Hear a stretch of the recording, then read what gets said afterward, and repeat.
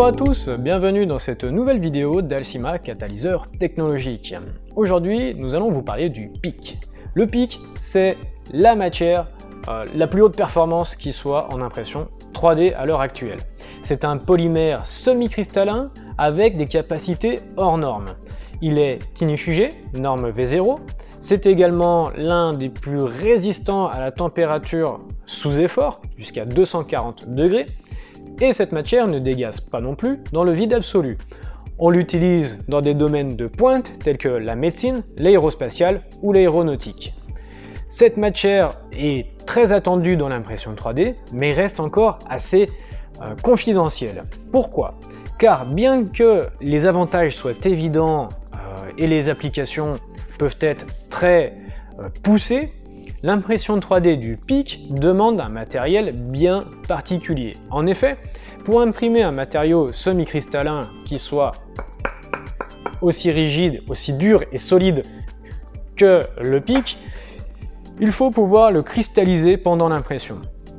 Donc pour cela, il faut atteindre son point de cristallisation qui est aux alentours des 220 degrés.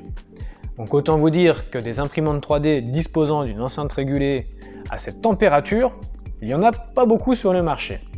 Donc vous avez plusieurs solutions, soit d'avoir une enceinte thermorégulée comme je le disais à 220 degrés qui maintienne donc la matière pendant son impression à cette température pour la faire changer d'état, soit imprimer donc le PIC dans son état amorphe pendant l'impression puis de lui faire subir un recuit dans un four pour lui donner sa propriété finale.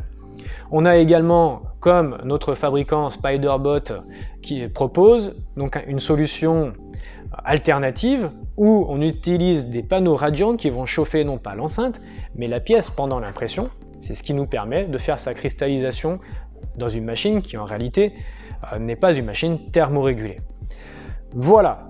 Il y a aussi pas mal de choses à tenir compte, le retrait est très important.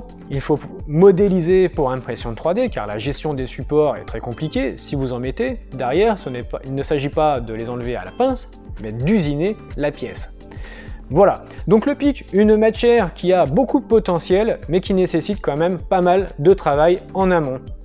Vous en savez les grandes lignes. Si vous avez des questions, postez un commentaire ou encore écrivez-nous à défier@alcima.tech.